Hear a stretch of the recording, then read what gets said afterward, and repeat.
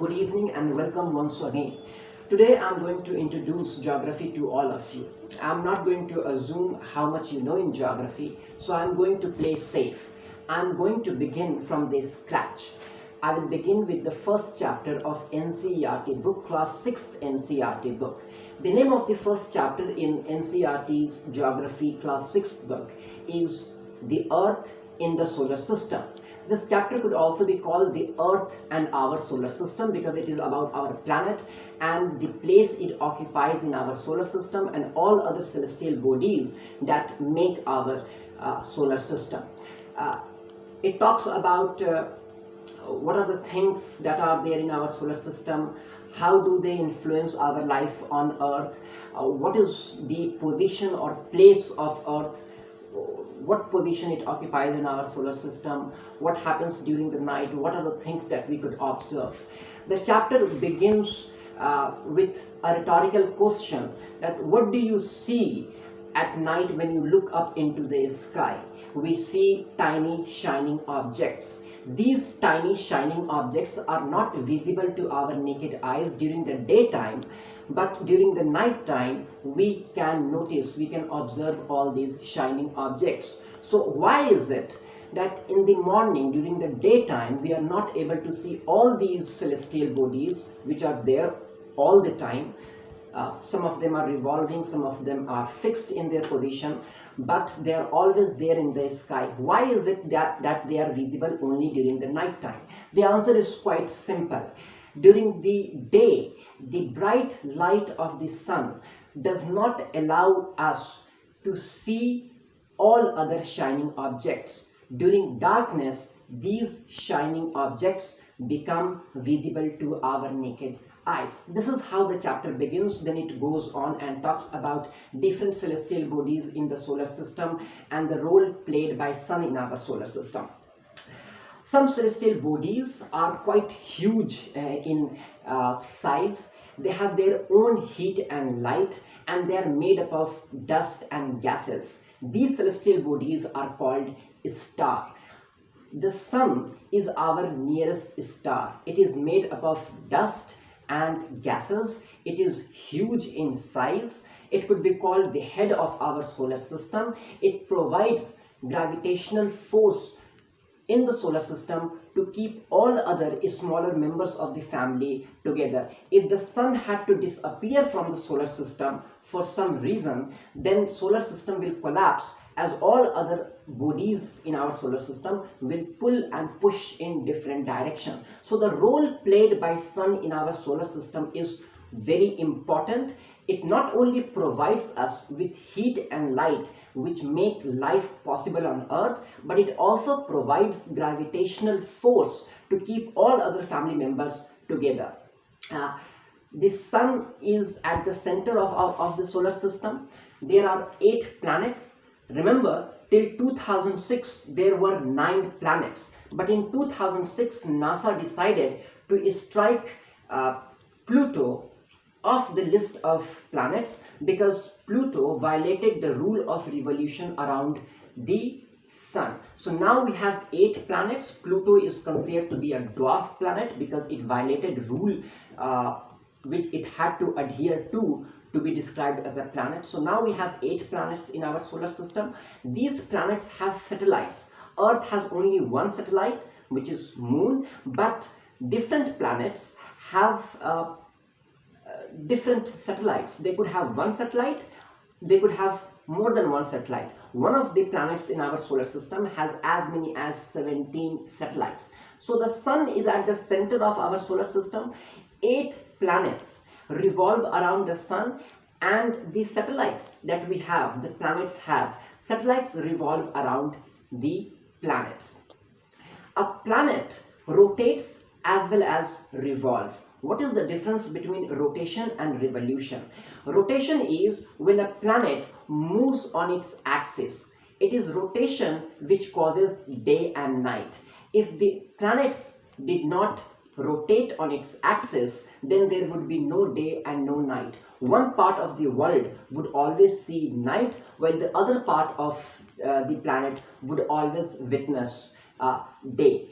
The day will be very hot and warm, while the night, the other side of the world, will be quite frigid. So life will not be possible. We can say it is rotation which makes life possible on Earth. What is revolution? Revolution is a planet's move around the sun, a star.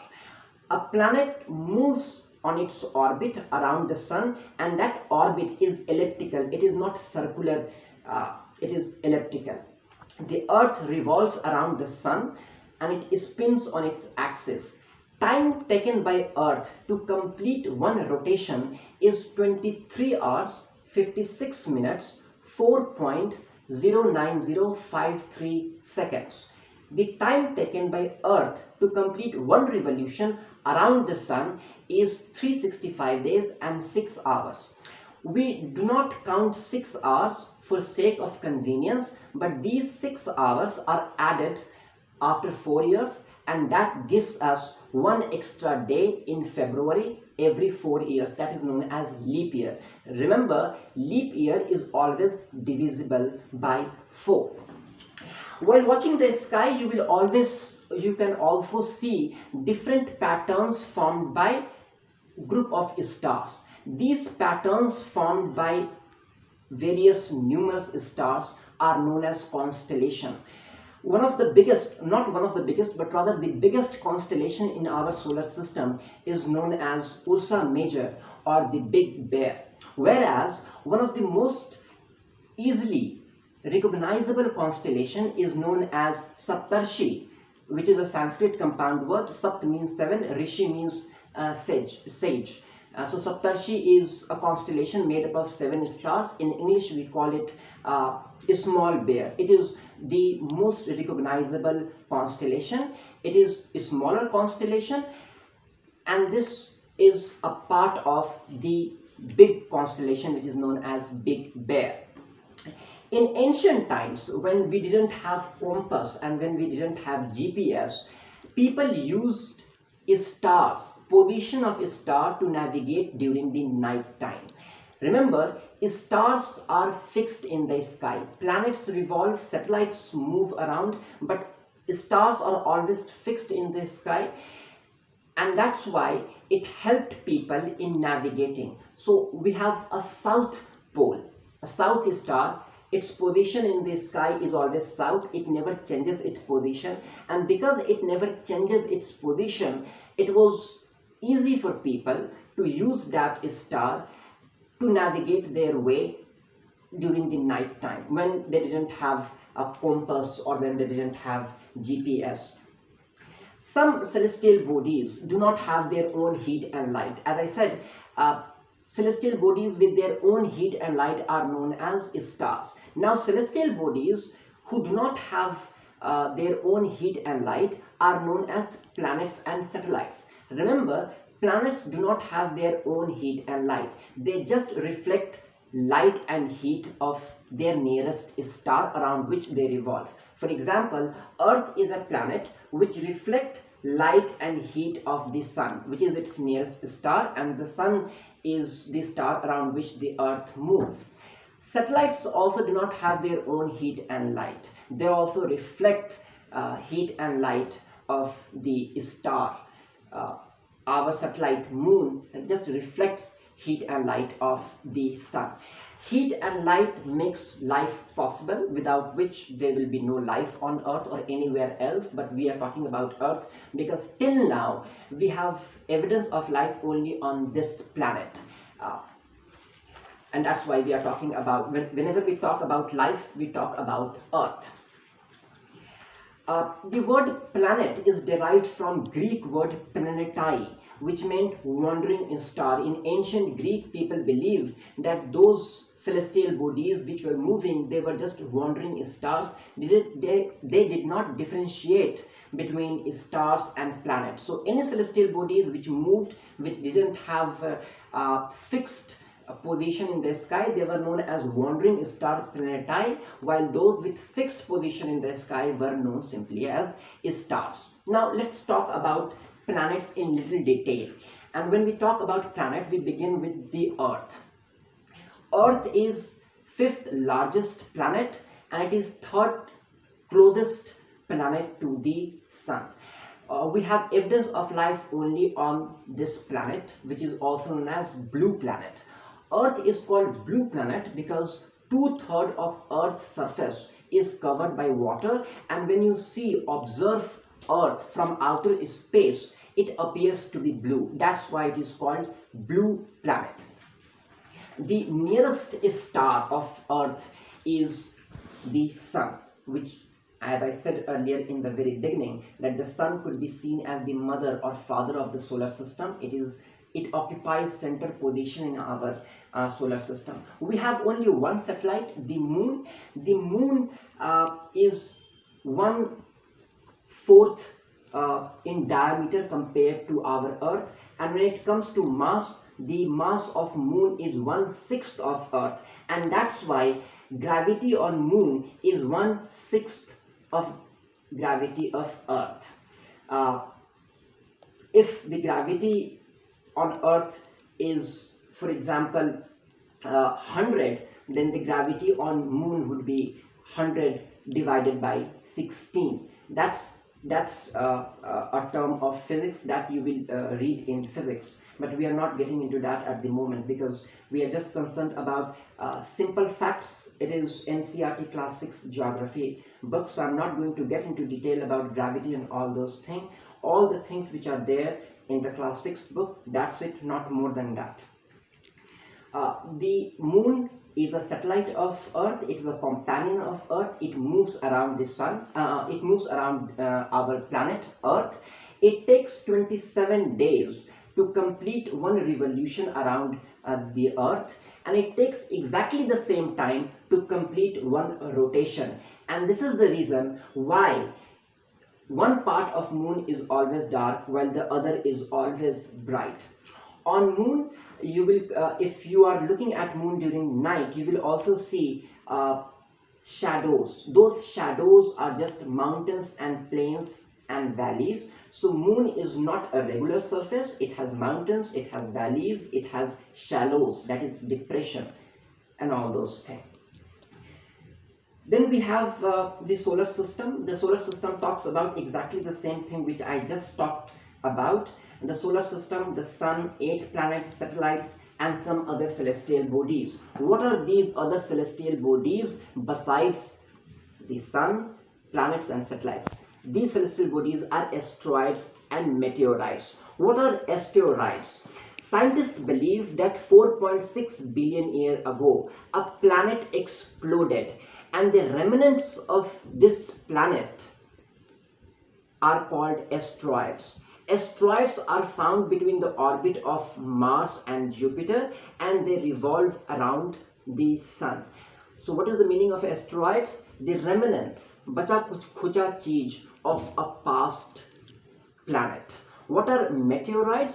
Meteorites are also small rocks which revolve around the sun. So these are two other celestial bodies besides the sun, planets, and satellites.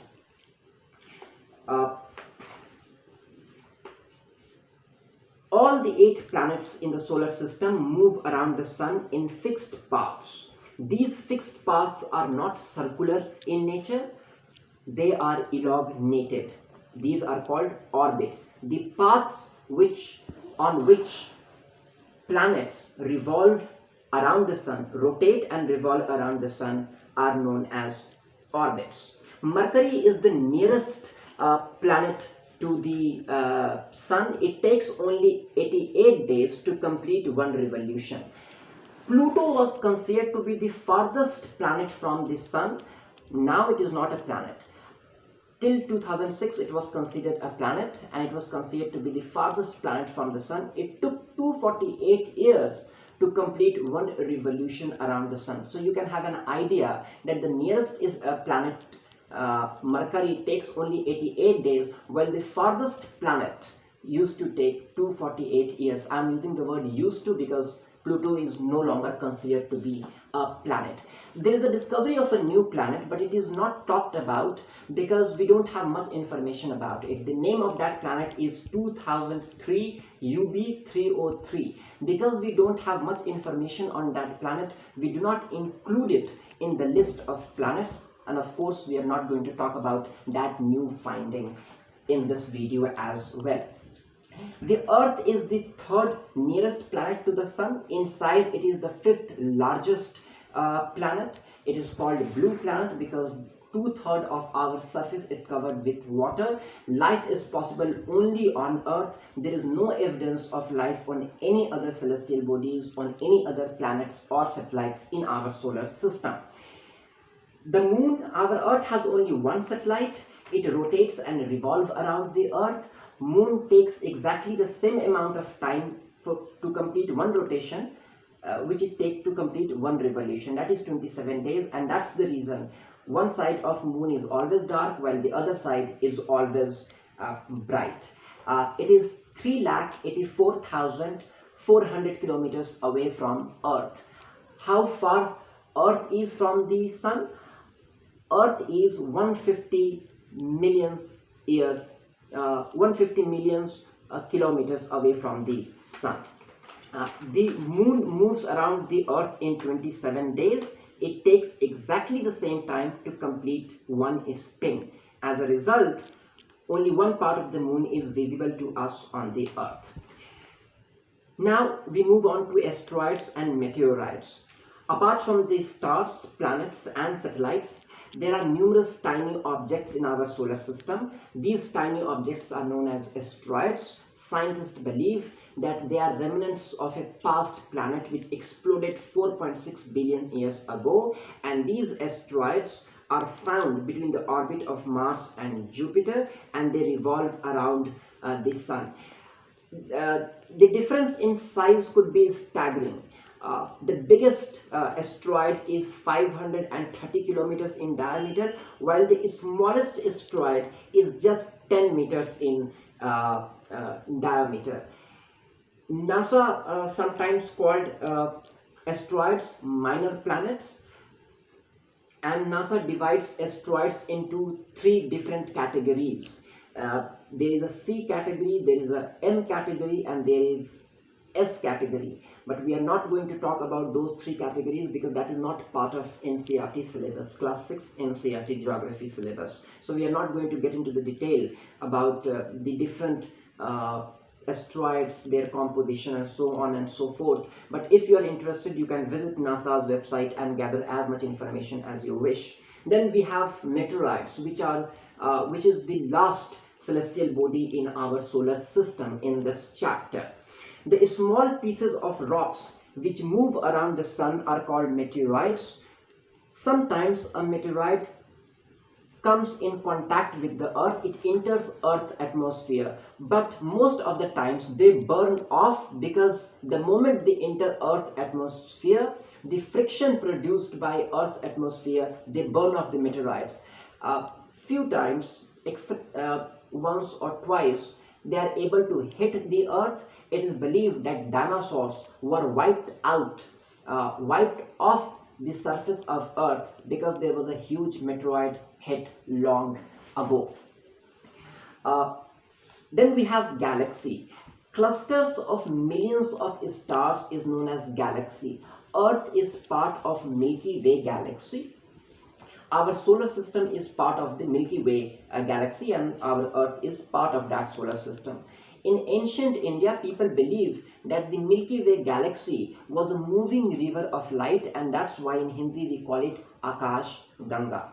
A galaxy is a huge system of billions of stars and clouds of dust and gases. There are innumerable galaxies which make our universe. How many galaxies are there? We don't know, but there are so many that we have not been able to count them as of yet. These are the things that you will read in the first chapter of class 6 NCERT geography book. If you listen to me carefully, then you don't have to go through the chapter once again. I have covered all the topics. I have explained all the topics. That's it. You need to know only this much for now. Thanks for watching. If you like the video, please subscribe my channel, because I will be bringing to you geography, history and civics from class 6 to 12.